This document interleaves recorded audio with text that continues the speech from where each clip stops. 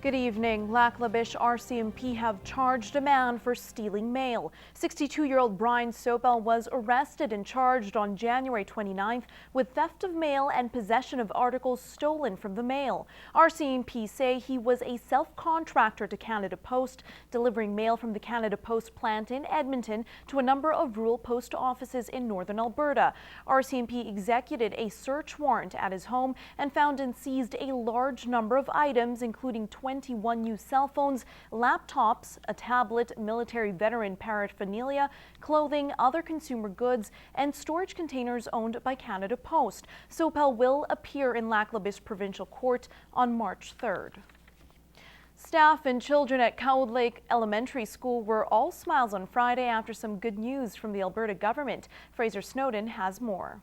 I am pleased to announce the replacement of Cold Lake Elementary School. Through tears of joy, the Cold Lake Bonnyville MLA delivered the message of a new school. The children from K to 3 were overjoyed when they heard. Cold Lake Elementary School's principal could not believe it. I feel very fortunate and very, very lucky because, like we were hoping, like I said, that we were one of them, but we also knew that there are a lot of places in the province that need a new school, and we've been hoping. The school was built in the 1950s and has seen its share of problems over the years. Cold Lake's mayor and council, along with the Northern Lights School Division, have been working towards this goal of a new school for more than 6 years. It's been a long time coming and needed in this community. It's kind of lived its lifespan, and with the population in this community, we really need it. So Cold Lake North will get to celebrate that new elementary school, and all these wonderful kids will have a new place to learn in. So we're thrilled.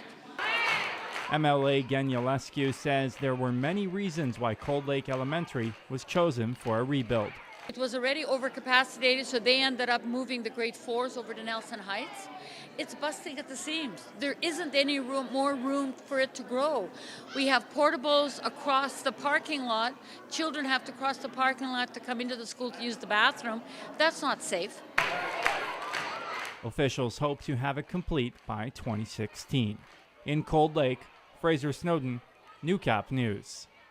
When a loved one is sick, oftentimes the whole family suffers, and not just emotionally. Medical attention can be costly, leaving the families with large bills to pay. The Lloydminster Kinsmen and Kinettes help ease these financial burdens through their annual fundraiser, which was held last night. And as Annika Notveit reports, more than 500 people came out to support the organization, and for some, it's more than just about raising money. I don't know where we would be if it wasn't for that. I mean, we were struggling hard. It's such a worthy cause. It's a cause that hits home for Sherry Wagner. Her son was diagnosed with a kidney disease shortly after he was born. He needed treatments in Edmonton, a 4-hour drive for the family, and these trips weren't cheap. I mean, it's a struggle enough when you have a sick child, and then to know that there's such a financial burden, and we were struggling. And eventually we just asked for help. We reached out to Telemiracle, and we soon found out that they were going to be paying for all of our accommodations, so all of our food and our hotels and our gas. And this is just one of the many families the organization has helped out throughout the years. Mark Gerlinski says this is their biggest fundraiser. I guess over the last few years we've been trying to beat our goal for every year, which last year was just over $54,000, so we hope to beat that again. It's a great community builder. All the money that's raised here goes into local people, so we know that it helps here right at home. And for Wagner's son, it's a happy ending. That he had magically outgrown it. Our nephrologist can't explain how it happened, so I feel like it was truly a miracle. Somebody's watching out for us. Annika Notveit, Newcap News.